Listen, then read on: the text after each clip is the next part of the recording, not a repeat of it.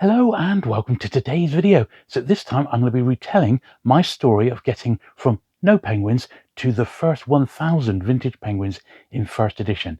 This is a journey that's taken me 39 years and there's been some ups and downs and some tense moments along the way, but that's what we're going to have a look at today. So sit back, relax, and let's get to it.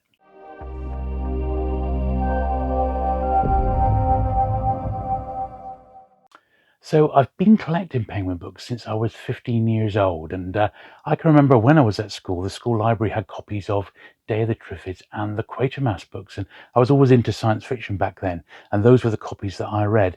And I sort of remember them being those distinctive orange and white penguin liveries, and really enjoying those particular jackets, and they sort of stuck in my head. Also at home, my mum and dad were both quite big readers, and they had quite a few penguin and pan, in fact, for that matter. But I remember penguin wise, my mum had quite a run of the Penguin Agatha Christie's. These were the ones published in the 1950s, and I remember borrowing a few of those. And I think I probably noticed, along with the pans as well, that the books, these were pre-ISBN, had series numbers. So the Penguin main series, and they were all sort of numbered. I thought, oh, that's quite interesting. And I think that probably sparked a little thought in me about, possibly trying to track down some of the other numbers in that series. So back then I was regularly going to jumble sales, I was going to boot sales and secondhand bookshops, of course. And I sort of made the conscious decision, I think, to start looking through dealers' stocks for old penguin books. And back then, of course, they were much more plentiful. They weren't really regarded as collectibles per se. They were just paperbacks, and second-hand book dealers would always look down their nose at paperbacks. They were just interested in first hardback editions. So I thought, well, this is a way to get a fun collection of first editions and not perhaps spend a fortune doing it. So I started, picking them up when I was seeing them out and about. And it didn't take long before I had quite a collection. I did make sure that I stuck to pre-ISBN. So around 1970-71 in the UK, we got International Standard book numbers. So I didn't want the ISBN ones. I wanted the ones that had the numbering which Penguin themselves had created, which was their own numbering system. And predominantly it was the main series, of which there was over 3,000. But I thought, well, to begin with, let me try and collect, say, the first 1,000 books, because I already had a few already. They were the ones that definitely interested me the most, because they're titles that I liked, authors that I liked, but also they were the oldest as well. And they had this sort of mystique because they were right back to the 1930s. So I concentrated in thinking, right, let me try and get the first 1,000 titles. Obviously, on my travels, I picked up later books in the second and third thousand, but it was always the first 1,000 that I wanted to sort of try and get first. In the early 90s, I came across a shop in Exeter down on Exeter Quay. Now, it was only a small shop, but it was packed with vintage penguins. Maybe 2/3 of the shop was penguins. The rest of it was pans. So, as you can imagine, it was my dream shop. Now, I remember from that when I used to go up, well, to be honest, when I started collecting, I was going up almost every week and buying as much as I could afford. But I picked up a couple of rarities. I remember getting this one, which was The General Goes Too Far, which I think the owner of the shop pulled out especially for me from his own collection. That one back then in the early 90s cost me £20. And he also tracked down offered me my first Forces Book Club title, which was this one, The Chinese. And I'd never seen one of these before. I thought, oh, what's that? And that was a £5. So I thought I did pretty good back then. And of course, this was pre-internet days, and you couldn't just jump online and buy these books or hunt them down. You literally had to go to the different bookshops and travel and go to every little bookshop, jumble sale, boot sale that you could possibly find looking for old penguins. And that's what it was like being a book collector back then, pre-internet days.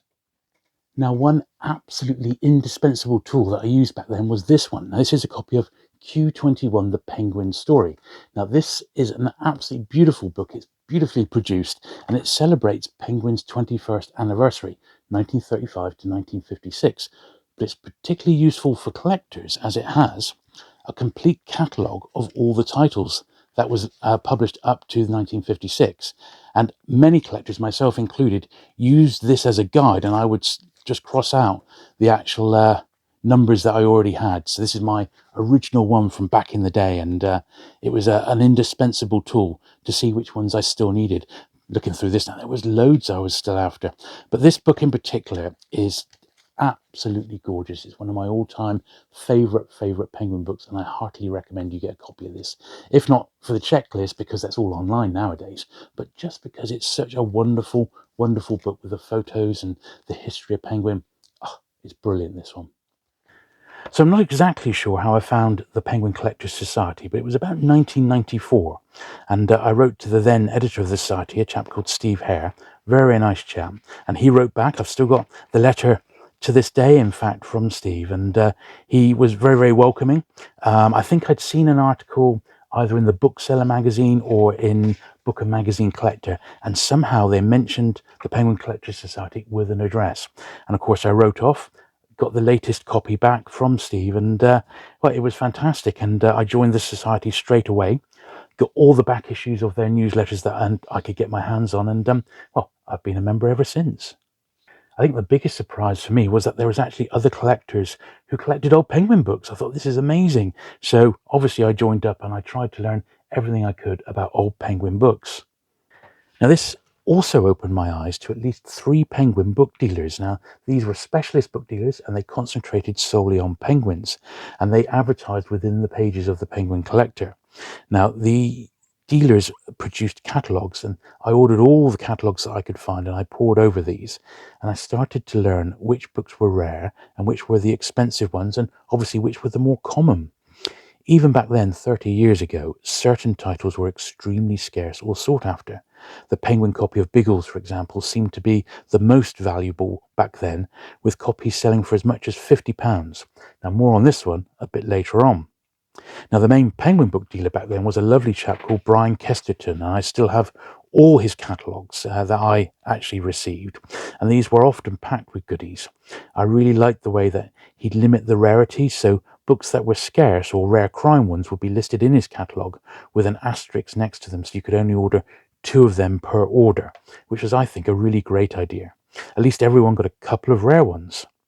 To order from Brian, you had to be lucky, though, to get the goodies. The catalogues would come in the post, and if you got an early post, you'd need to hastily look through, then get on the phone to give him a call. It was first come, first served, and I remember having great conversations with him over the years. I also remember when he had a copy of Biggles listed, a lovely example at just £50. Sadly, I was the second caller, and it had already gone. Sigh. Now, in 1995, Penguin started celebrating their 60th anniversary. They really went to town with this and published the memorable Penguin 60s. By this time, I had my own shop in Plymouth called Purple Haze, and we specialised in comic books and records, but also sold vintage film and TV memorabilia and merchandise and new books. Now, we had an account with Penguin, who were running a competition at that time for their anniversary. What you had to do was produce a 60th anniversary themed window display. So I was able to combine my own vintage collection with the official point of sale and create a really memorable display. We even had the local press come along and cover the story. This really resulted in people coming in looking to buy the old books in the window rather than the new ones. In about 2000, a brand new secondhand bookshop opened up in my hometown of Plymouth on the Barbican. They're still there today, in fact. And in that first week, the shop, which is divided onto 2 floors, had all their stock out, and paperbacks were upstairs, rare hardbacks, as I said, traditional secondhand book dealers. They love their rare hardbacks. They were all downstairs, but the paperbacks were all upstairs, and everything across the board was 3 paperbacks for £5. Now, up I trundled, brand new bookshop, so I wanted to take a look. And there was one bookcase which was just full of Penguin crime, and directly opposite it was another bookcase full of regular orange and travel and miscellaneous Penguin colours. But basically, there was, I don't know, 2,000 penguins there. There was an awful lot to have a look through. So for the next 3 hours, I systematically went through every single rack. Thankfully, I did have a basic list on me because I used to carry it around with me absolutely everywhere, and I knew the books that I was short of. But I thought, at 3 for a fiver, I'm just going to take everything that I think is either an upgrade to one that I've already got, or it's a book that I definitely know I haven't got. So I went through, and as I said, it took 3 hours, and I went through and I found fantastic lots of rare books, loads and loads of first editions. I can remember going through some of these rare wartime ones, and I was almost like shaking as I was going through checking to see if it was a first edition or not. And it was like absolutely amazing. And I came down, and I had to make, there were so many books I literally couldn't carry them down in one hit It was down the stairs. I came down. It was about £300, and thankfully there was a cash point nearby, and I'd just been paid, so I was able to go. I said, "Like, keep these. I'm off to the cash point." I mean, the guy couldn't believe it. So I said, "Yep, I want all of these." So I bought those. Then I came back the following day and went through the rest of it. And I went through all the crime again, and I pulled out another couple of £100 worth of books. So I'd spent out literally completely, but I did go back. I bought some books which I already had. So I went back, I upgraded my own copies, and then sold them on to one of the dealers who I've been getting catalogs from. So it was all right. I was able to recoup some of my money. But that by far broke the back of my collecting the first 1,000 books. Basically, I got an awful lot in that one hit, and it is by far still my rarest find of rare penguins at a very, very cheap price. Not a collector's price, but at a very, very cheap price, in my opinion. Now, admittedly, this was, well, 24 years ago now, so it's highly unlikely the same sort of thing would ever happen again, but you never know. But yeah, I will never forget that one find. It was pretty special, that one. So I suspect after that massive haul, I was down to perhaps about 80 scarce ones to get. I had a few like later ones between 500 and 1,000. These were predominantly like the crossword puzzle books and those ones which were definitely scarcer than the regular books. But they were out there, and I didn't really want to pay like £10 to £15 a copy because they're just not worth that to me. The earlier ones perhaps were definitely scarce, but those later ones, anything from 500 up, is definitely out there. So that second part of the 1,000 you could definitely get. But of course, by this time, the internet was in full swing. By 2000, it was rearing its ugly head, and it changed the face of the book collecting world, on its head overnight, in fact. So you had sites like eBay suddenly become very, very prominent for selling secondhand books. You had ABE Books, you had Biblio, all of these different websites that you could suddenly start searching for books from the comfort of your own home. And that was the death knell for the secondhand bookshops, because they were suddenly under this massive new threat, and new bookshops started to suffer because of Amazon. So it was a tricky old time if you were making a living out of books. But for the collector, there was all these new avenues to find.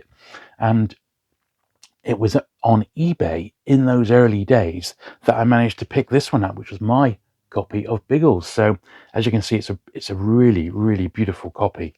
I mean, fantastic, really. A little bit of spine fading, but apart from that, it's a beaut. It's the one and only printing of this particular one, with a unique back cover advert as well. And this one turned up on eBay on a very quiet Tuesday morning. I think the auction finished at like 9:20 or something like that. I got it for like £101. So that was the most I'd ever paid for a single penguin at that time. But boy, oh boy, that was a really, really great investment. This particular one, along with Full House, which are the two rarest orange penguin titles, well, a copy of this one went last year. It was £600. So that gives you an idea, and that was on a buy it now, and it was up for about 2 days. So who knows what a really nice copy of this is actually worth nowadays. But yeah, that was a really good buy, that one, from the early days of the internet. Now, around this time, sadly, my favourite vintage penguin book dealer, Brian Kesterton, passed away, and I got to meet him once at one of the penguin collector shows in London. But he was such a really, really genuinely nice chap, and I always used to love our conversations on the phone, and well, it was just fantastic. Such a really nice guy. But in his place, a chap called Tim Graham, a long-time penguin collector, and Joe Pearson, another very, very successful vintage paperback collector. They both started producing their own catalogues, and it was these and a couple of other like sort of minor dealers where I started to get books regularly. Now, Tim's way of doing it in this internet age was that you would have to have the orders back to him by like an embargo date, and then he'd put all the orders into a hat, and then they would be pulled out in a random order, and you would either be lucky and get pulled out in the first few picks, or you'd be really unlucky and you'd be like 60th down on the list.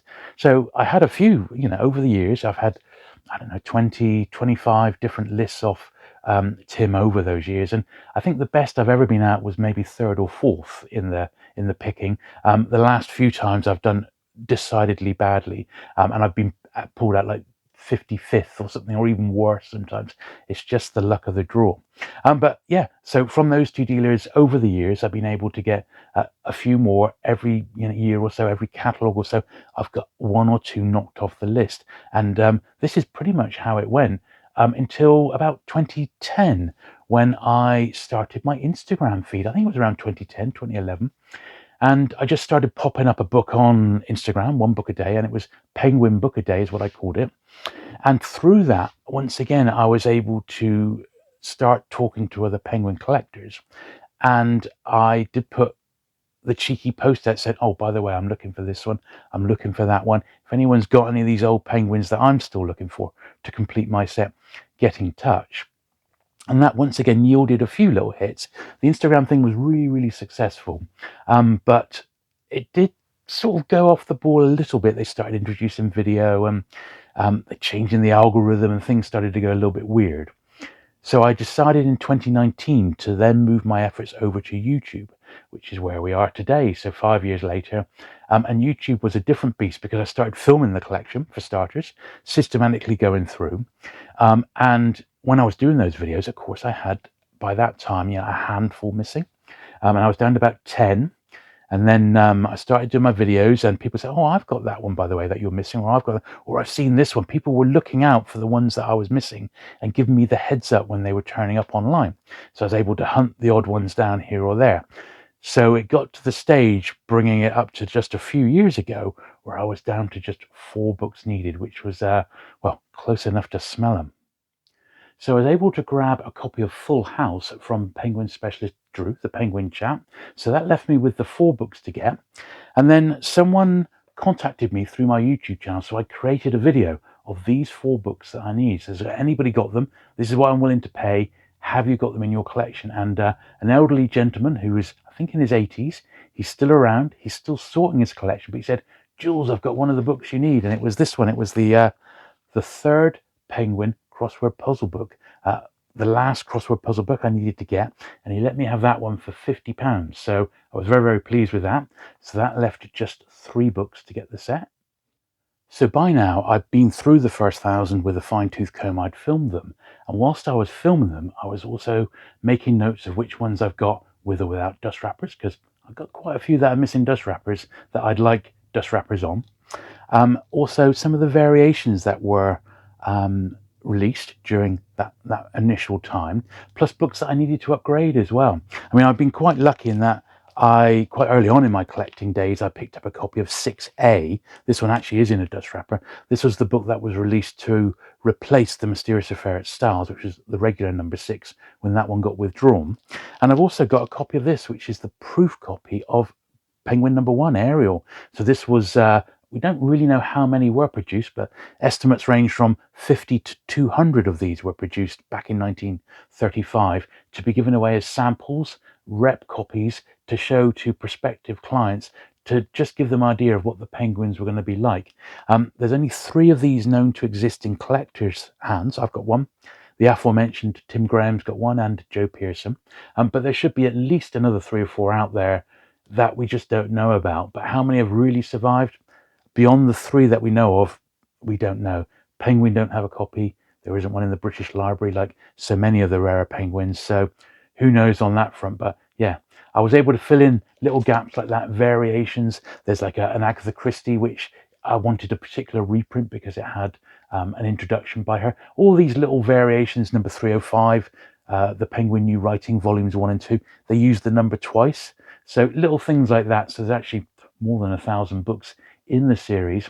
And also Grail Grange, which is a Penguin book in the first 1,000, which doesn't exist in a first edition. No one's ever seen a first. It's only ever out there in a second. So I managed to get all the little variations, and I was just down to 4 solitary books to finish that first 1,000 books.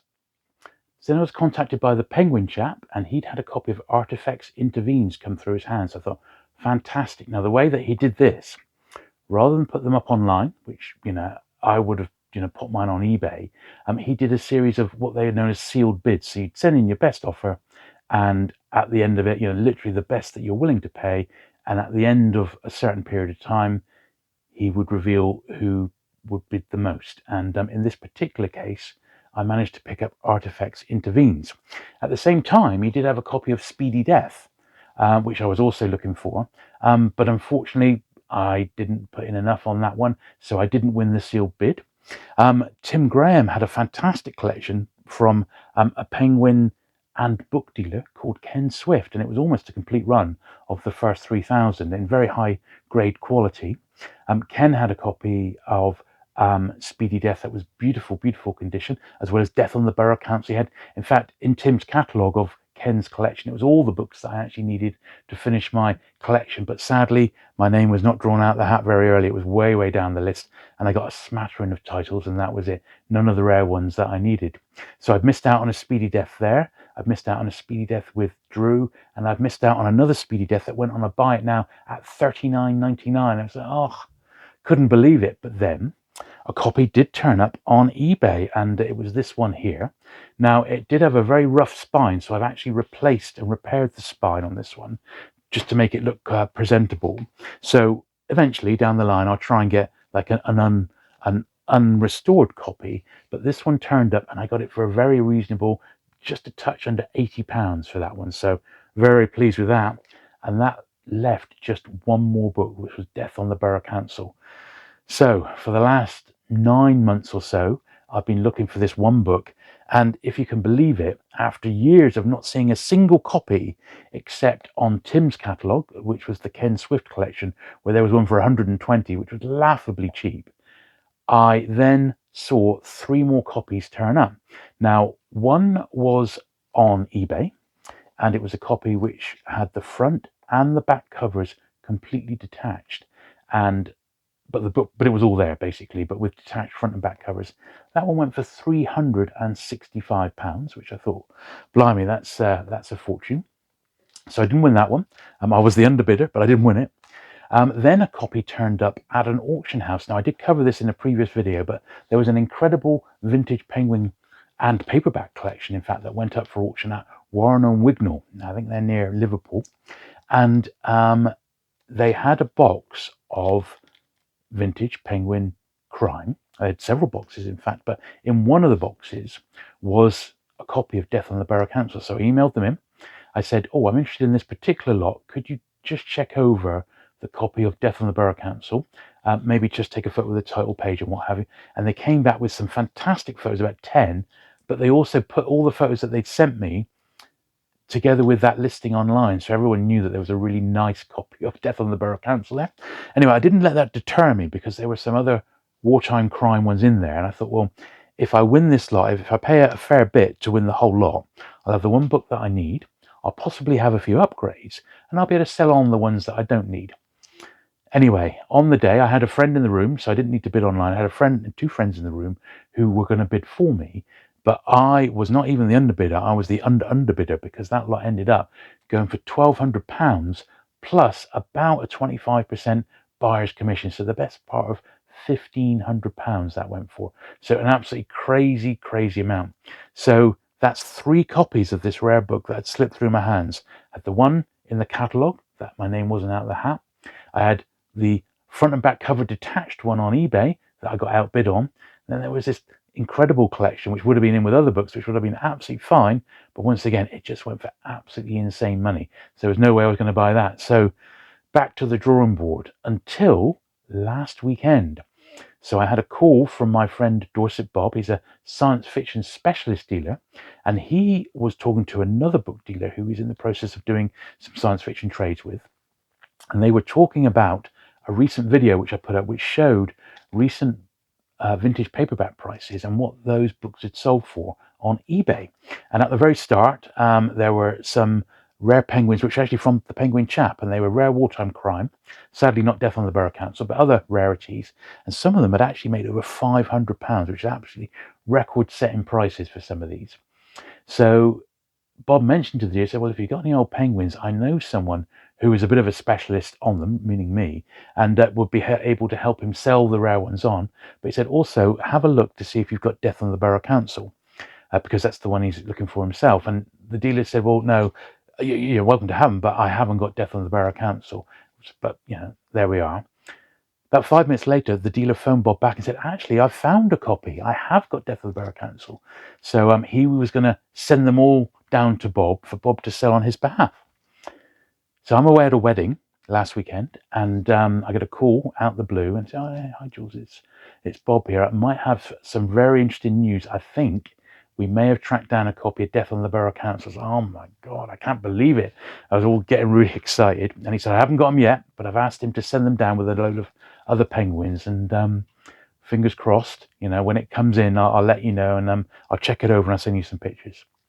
So I was like really excited. My wife said I came back to the wedding reception. I was, oh, you won't believe it. I may have actually found the last one, or my friend Bob's found a copy of it. So I was like, I was genuinely excited. So a tense few days occurred. I was waiting for the postman. I don't know when the guy sent them to Bob, but it wasn't until about Wednesday, I think, that actually Bob received them himself. Wednesday or Thursday. No, in fact, it was Friday. It was the Friday that Bob received them, and he sent me some photos. He said, it checks out. It's actually a really, really nice copy. I think you're going to be really pleased with it.